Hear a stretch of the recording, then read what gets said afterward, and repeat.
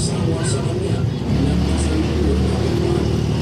Ang nangyari, samantalang sila'y nangaroroon at naganap ang mga kaarawang dapat siyang manganak.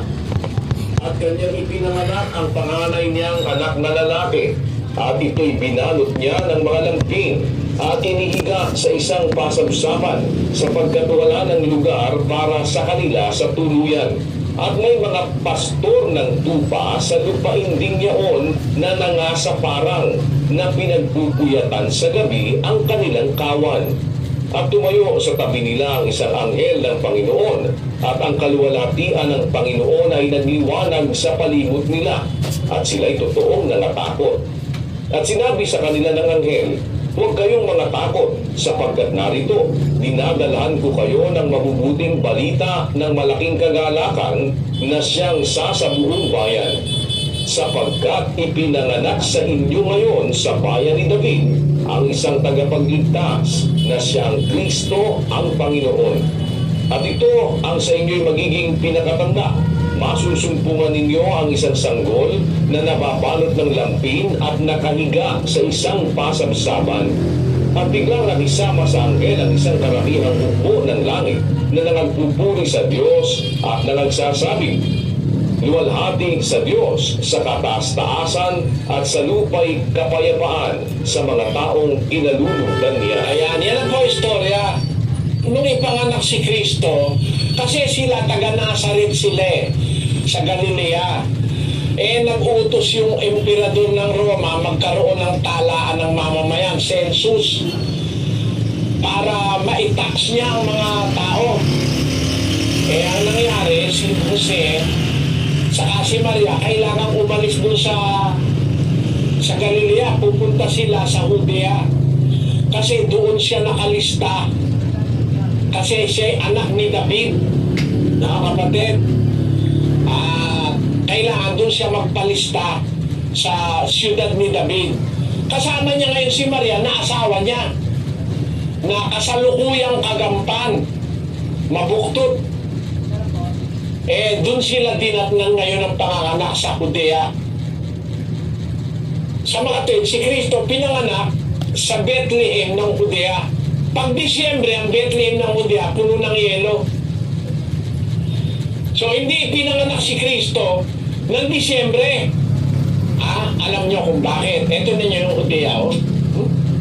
Ganyan ang itsura. Pati kotse, lubog Ayan. Ngayon, nung ipanganak si Kristo, hindi naman Disyembre. Alam nyo kung bakit.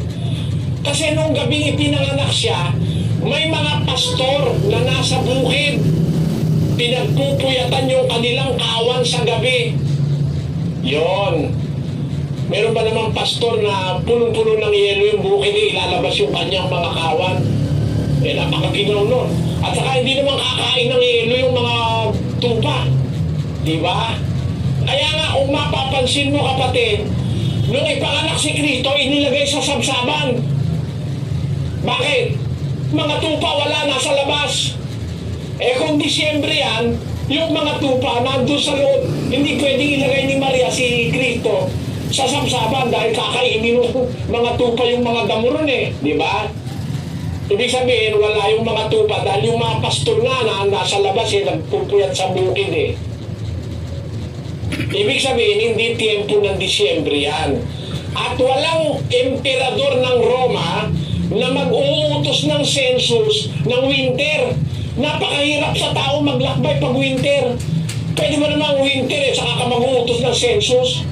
Most probably, ang census ginagawa hindi winter.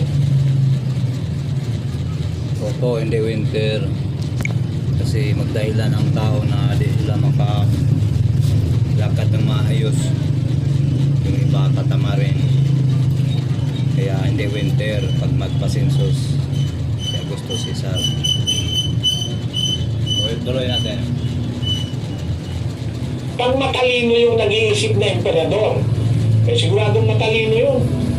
Dahil dadahilan din ng tao. Hindi po kami emperador nakalakad dahil tulong-tulong ng yelo daan Delikado. Kung Disyembre. Pero ang totoo kapatid, hindi Disyembre ipinanganak ang ating Panginoong Jesucristo. Bakit? Miski sa kanta nakalagay yun eh. Yung first Noel. The first Noel, the angels did say, was to certain poor shepherds in fields as they lay. O, asan yung shepherds? Nasa fields. Nasa fields ba yung shepherd?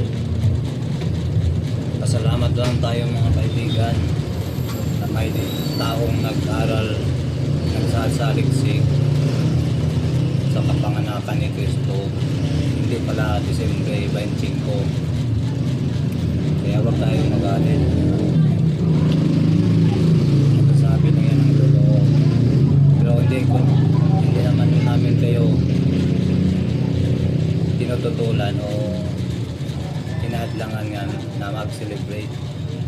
Bahala na kayo. Tuloy natin. Nung ipanganak si Cristo, nandun. Pag winter ba, pag December ba, kung pwede ba silang pumunta sa fields, wala ron. Kaya yung gumawa ng kanta ito, tama yung umpisa eh. Pero pagdating sa bandang gitna, mali na eh. In fields where they lay in keeping their sheep on a cold winter's night that was so deep. Noel, Noel, Noel, Noel, born is the King of Israel. Yung kanta, tama sana sa umpisa eh. Yung shepherds nasa field. Kaya lang, kung sa bandang gitna, on a cold winter's night that was so deep, pwede ba namang yung pastor na ilalabas yung kanyang mga tupa sa gabi at kakain ng yelo at silang lahat dun mangingi sa ginaw? Wala nun, kapatid. Kaya mali po kung bakit pinagdiriwang yan sa maling petsa. Basahin natin ang istorya, kapatid na Luz. Catholic Encyclopedia, Volume 2, page 607. Christmas. The feast of the Savior's birth is called Christmas, the Pasch of Christ. It is celebrated on December 25 and is one of the main feasts of the liturgical year. The actual date of the Lord's birth is unknown, and its commemoration was generally included in the Feast of the Manifestations, Epiphany, January 6, during the first 3 centuries of the Christian era. History. In about the year 330, however, the Church in Rome definitely assigned December 25 for the celebration in order to honor Christ, the light of the world, and the true Son of Justice. This was the day which had been dedicated in pagan Rome to the feast of the Sun God and had been called Birthday of the Unconquered Sun.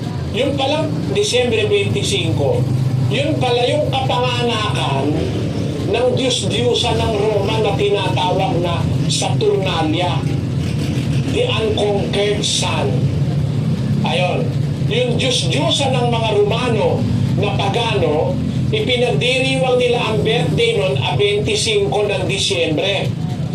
Doon itinao naman yung pagdiriwang ng birthday ni Jesus. Isang malaking kalapastanganan, isabay mo pa ron sa pagdiriwang ng mga paganong Romano. Kaya alam niyo kapatid, natutuwa kami pagka Pasko kasi masaya ang lahat ng tao pero hindi po kami nakikisali na maniwala kaming si Kristo pinanganak ng 25 de Disyembre. Mali kasi sa Biblia.